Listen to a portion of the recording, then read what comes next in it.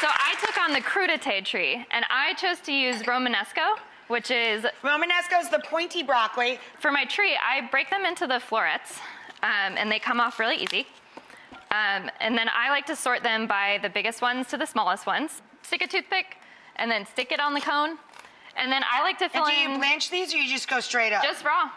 And then I like to fill in the gaps so you can't see the cone with a little bit of So you sort them so you can get smaller as the tree gets taller? Exactly. Yes. I like to keep the top because it makes a very nice natural topper to your tree. So then I also made one out of red bell peppers. This one's very easy. I cut them into little strips. Okay. And then Let me move this a little so they can see. Yep. And then I just attach a rubber band to the cone. Oh, so clever. And then I just slip them in. So you need presents to go under your tree. I made my cheese balls into little presents. So I like to use some regular cream cheese and then some softened goat cheese. And then so give it a little tang. Give it a little tang, exactly. And then I like to add a little holiday winter spice. So I threw in some Parmesan and then some chopped rosemary. Parmesan, oh my God. Here. And can I put this in there? You already have one in there. I gotcha.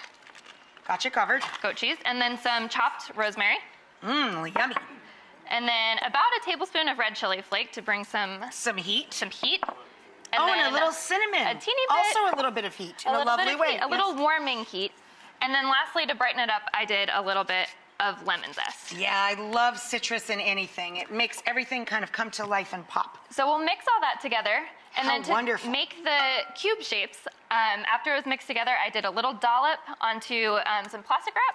And then I just push it together with my hands until it forms a little present. And I also have pomegranate seeds, very festive. And then she coats them in pomegranates and pistachios, so they're red and green presents.